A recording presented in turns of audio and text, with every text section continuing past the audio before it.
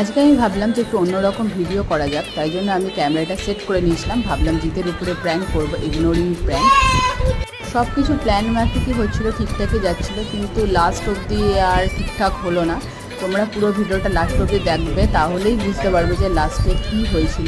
তো এখানে তো ভালোই ছিল, আমি রাগ করে বসেছিলাম, জিত এসে আমাকে জিজ্ঞাসা করছিল, আমার রাগ ভাঙাচ্ছিল। আর তারপরে কি হলো সেটা দেখো।